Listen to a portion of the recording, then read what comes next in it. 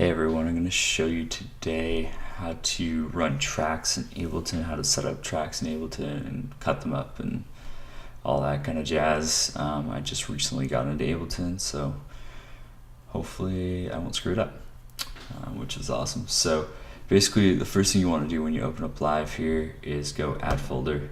We're going to add the folder, whatever folder you have on your computer that has all your tracks in it.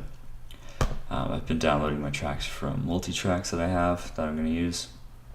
So I'm actually going to open it new here. Double click. I'm going to save the current one. So there you go. They should open up like that when you have it. It's an ALS file.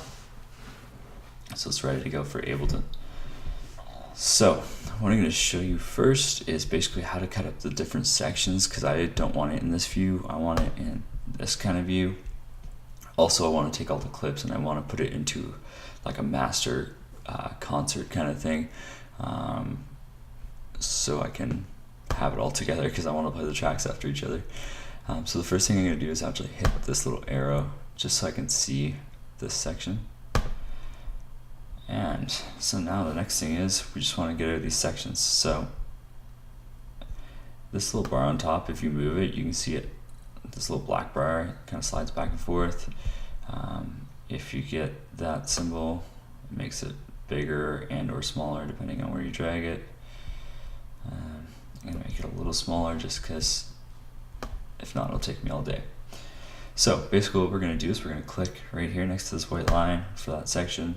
We're going to come across, we're still holding on the click, pull up, and you can see that it gets darker, the parts I've selected. So we're just going to go all the way across, go to create, and then we're going to go to consolidate time to new scene. Okay, now that we've done that, I'm just going to show you here, but if you go to the other view, now we've put this in here. Let me actually send my audio. Send my audio out. So if I play 2, no, not there. 1, 2, 3, 4, 1, 2, So if I 1, 2, 3, 4, 1, 2, 1, 2, 3. So that's just the count-in for Already Won by Elevation Worship. So now let's do the next section here. So we'll grab the intro. And I'm actually going to name these section by section. So what I'm going to do is I'm going to go over here. I'm actually going to rename the guide to each section. So if you click on just that one, I don't know how I can get it to click on just one. Okay, so I'm going to click on just that guide, and if you hit Command R, it'll let you rename it. So this is going to be count in. The reason I'm doing that is because when I put it into the other concert, I want to know exactly what each section is, because it doesn't really tell you when you flip it over to the other session. So intro, so we've already selected it. We're going to go consolidate new scene, and then the same thing with the intro. That's went all the way down there. Okay.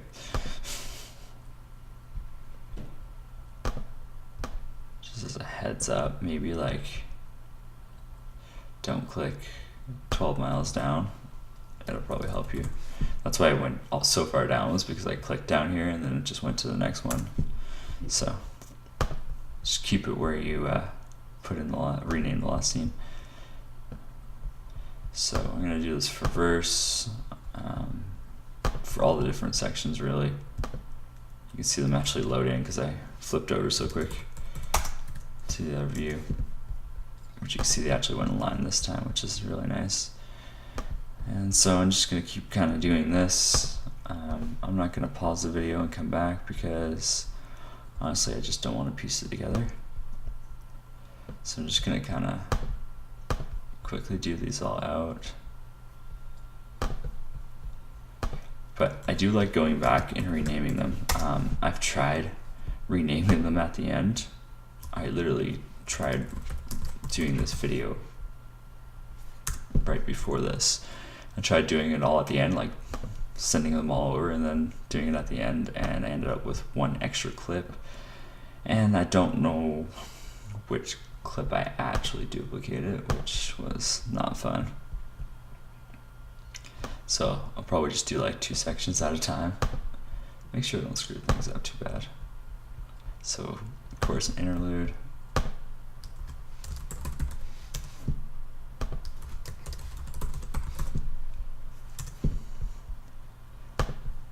So you'll kind of see why I'm doing all this eventually.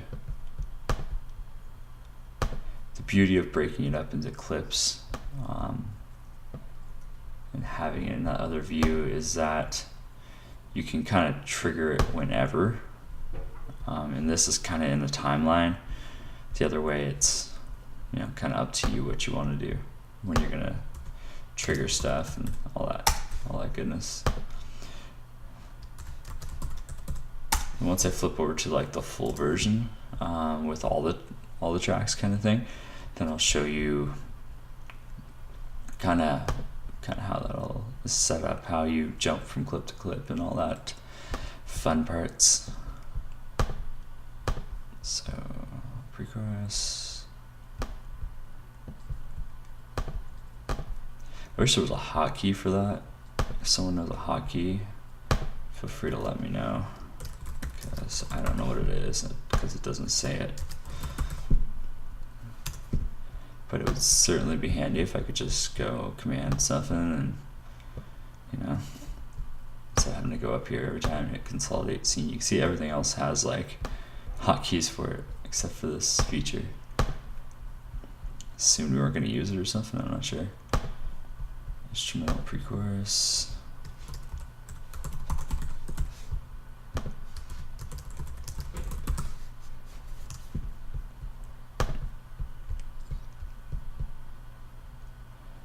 That's kind of confusing. This little bar was kind of like in the middle of this. I was like, why is there no, like in this section, why is there no name? But that's just like a loop thing. So yeah, just got a little confusing there for a second. Instrumental and chorus.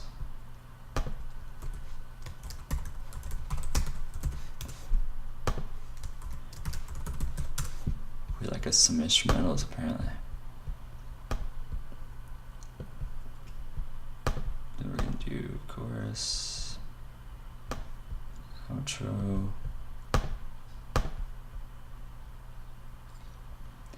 and ending. I'm actually just gonna take the ending from here. I don't want to go all the way out there. Forget that noise. There's enough extra room there, that should be fine. And you can just run the click in between anyway. So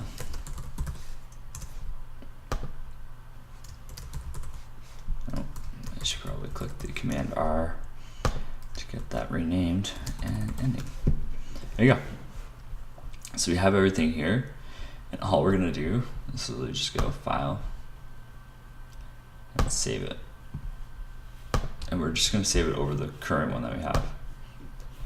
So now every time we open this, we're not gonna have to do this anymore.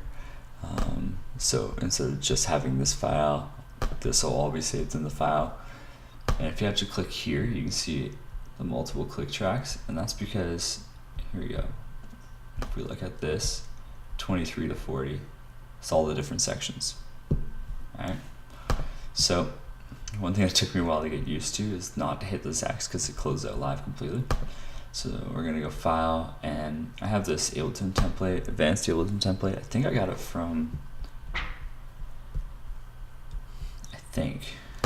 it from Loop Community. Pretty sure.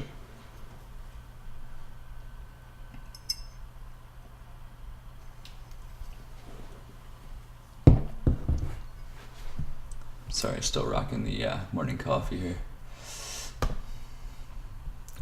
So this is kind of how it shows up. It looks like pure madness when you get it. As you can see, I already have some songs in here. I have Heroes in Heaven, Forever, Call on the Lord. This is a bunch. Basically, you're probably not going to start with that, so this will probably be open. So these are like groups. If you see these little arrows, they're whole groups. So all your multi-tracks are going to go in this section. So you can just say multi-tracks here, but if I click it out, you can see this is kind of familiar to what you just seen before from the last one. So you can see I have all the here's all the tracks for all the sections. In Here Is in Heaven, then Forever, which I should have done that one because it's got a lot of bridges, so I'm trying to find something short. So basically we want to add some more, like free clip space here, so we can add in our new song. So basically all we want to do, I believe it's Command I, yeah, Command I will do it. So I'm just gonna hit that a whole bunch of times. Yeah.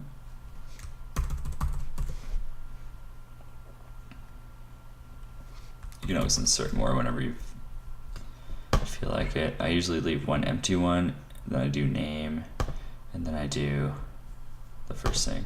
So I'll go here, I'm gonna hit that Command R like we had before, and I'm just gonna name it, it's gonna be RE1 by Elevation Worship. Now, this is, so we're gonna put that in there. Now, if you notice up here, I actually have to count in, it actually says the tempo and the meter.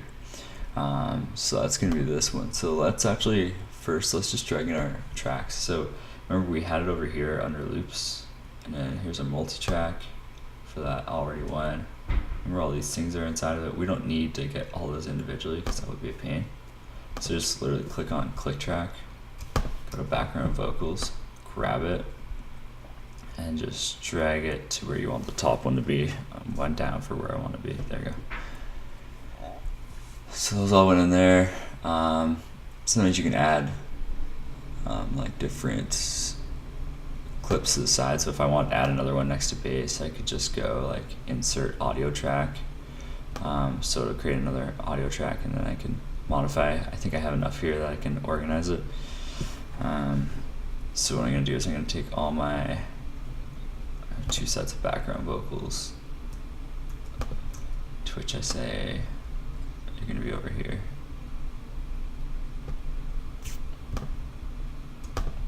So I'm just clicking on the first one, hitting shift, clicking on the last one, and I'm just pressing and just dragging it across.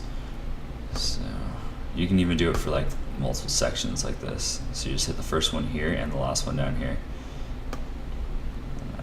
So that's piano. I have all my names on top here. I kind of do them by color. As you can see, all my keys and piano are green, vocals in like yellowish colors. It's all preference, right? But lots of electric guitars. This is what happens when you play Elevation Worship, right? They come with like a bazillion guitar tracks. Not that I'm complaining, but you know, it's just a lot of tracks. And actual bass. There we go. I think we got it all in here. So now if you can see over here, I've tagged them all, so we can actually like, so when this is closed, I can actually know what I'm selecting. Right now, down here, I have no idea. So that's why we named these guys. So when I brought it over, I could rename these sections over here. So now we click over here. We're gonna go Command R, we're gonna do count in. And I don't actually know offhand what the speed and everything is, so let's go. I'm just gonna go over to the multi-track site real quick.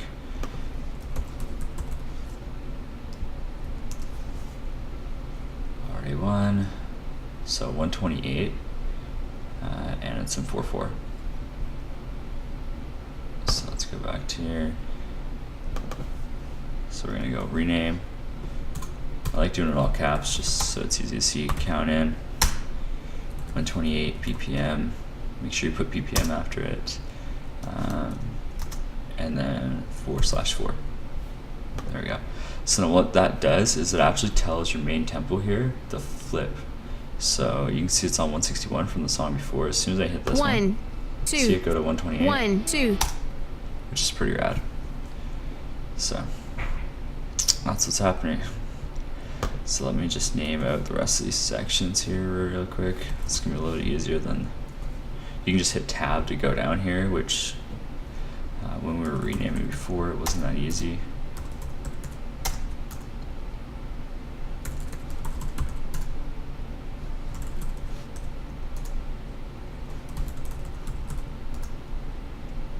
We can do all the, you know, the fun coloring and all that kind of jazz after. I'll show you that.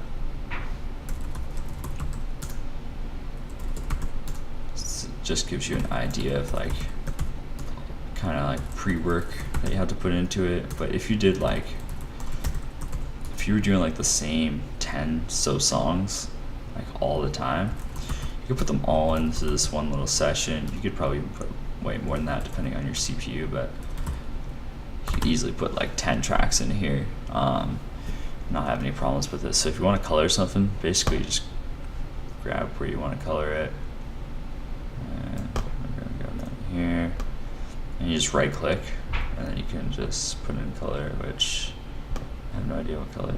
Let's go back to red. Alright. I should like color them by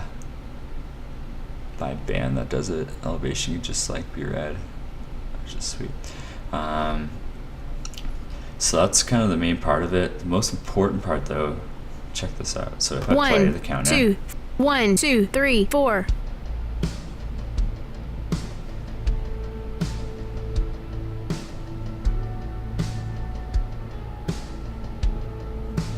Verse.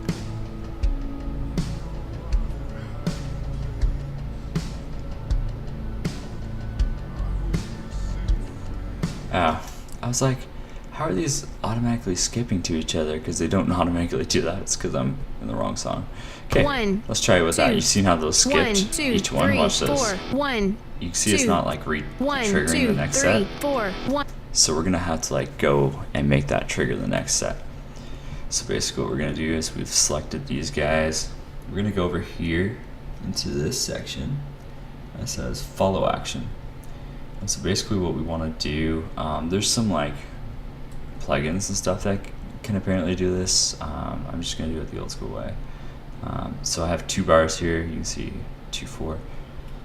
So we're just gonna click here, press 2, then click on this little arrow right here, and just go next. So what that means is after place 2 bars, it goes to intro. 1, 2, 3, 4.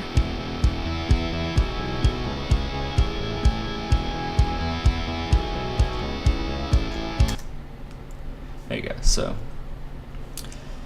that's all happening, and now we have to do that for like each section. So we have to go intro. You see this one's 8 bars, and then we're gonna go next. We'll go to verse. That's another 8 bars. Next. And if you're trying to figure out how I know these are 8 bars, usually this is a pretty good indicator. It says 1 of 8. But also right here, I like actually like looking at this section because this shows you like the whole clip right there, 8 bars. I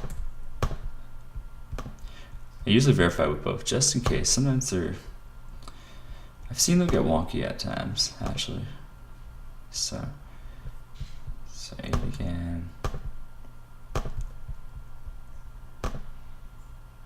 gotta stop selecting the ones that I've already selected.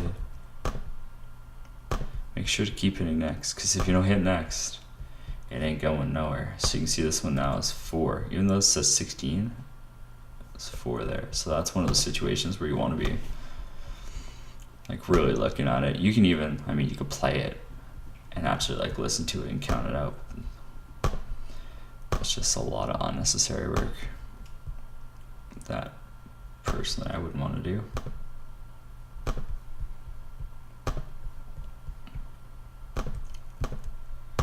Another nice thing about this is you can, always map like all these little knobs. You can map everything inside of Ableton. It's fantastic. So you can map all these, like you can mute it or solo stuff and all that kind of stuff. And now you have like a lot of control. So if you decide you want to do that chorus again, you can just trigger back to the chorus. It's super convenient like that. Might want to get a nice little MIDI pedal and hook that up. I personally have a looptimus here, so I would probably use that because I can go up and down in banks, so I could use a bank for each song and then flip. But personal preference, right?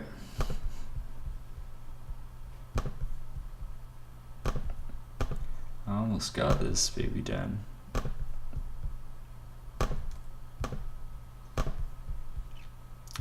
This song is getting kind of old in my repertoire, but whatever. Keep rocking it. People seem to like it okay. This looks like it's got 7 bars. What a weird split. You think they would have just went to 8 and not had an ending. Alright, I'll leave. So for the last one, this one's got 6 bars.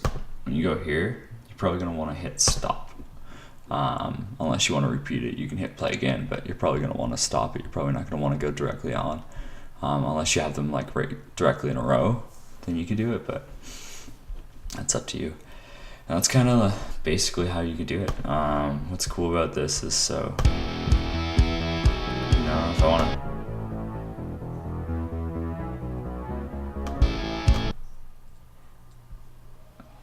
so you kind of see what's in, what's out. Verse.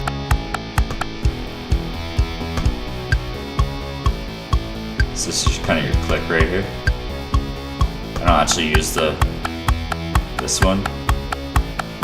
You could add it for a drummer because drummers seem to like that. Maybe just mix it into their ears. It's up to you.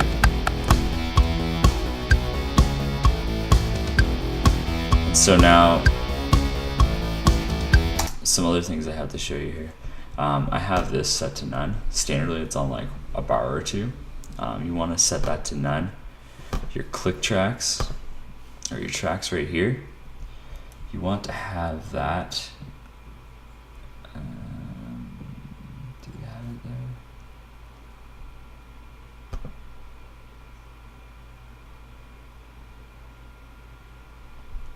So I'll kind of show you, see if I have it set up somewhere. Yeah, so I didn't do it with that one either. So on here, basically your quantization, you want to keep with none, just for the count in, because you want the count in to come right on the count, right? For all these other tracks though, you might want to go to quantization and go to 1 bar. So what's cool about that is, so say I'm playing verse 2 and then I want to skip right to an instrumental, I can do that.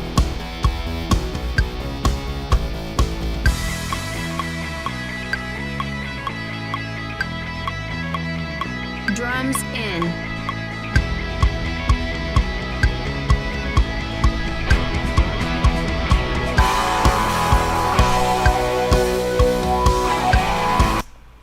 So you can see it just counts a bar and then jumps into that next section that you click. So no matter where you click, it gives you that 1 bar count in. That way you're not having issues like flipping between stuff.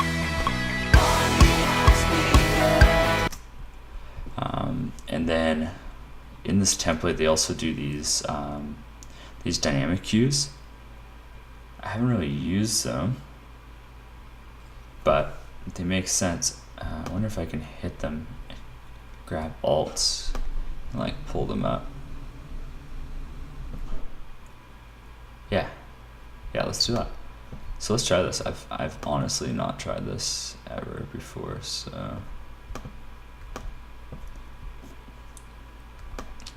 we're gonna see how this goes, friends. Could be wreck, to be honest with you.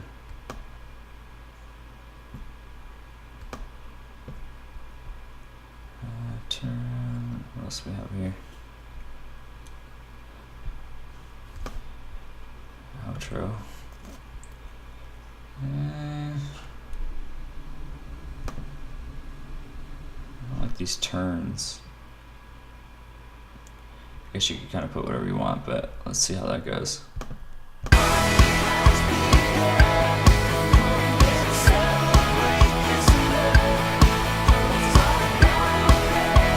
Chorus. Verse. So you can see yelling it out before I get to it. Outro. So I could do, these guys are on a 30-second note kind of basis, but we could like grab all these and just go quantization 1 bar just like the rest of them except for this one. I guess there's nothing in it, so it doesn't matter, but Verse.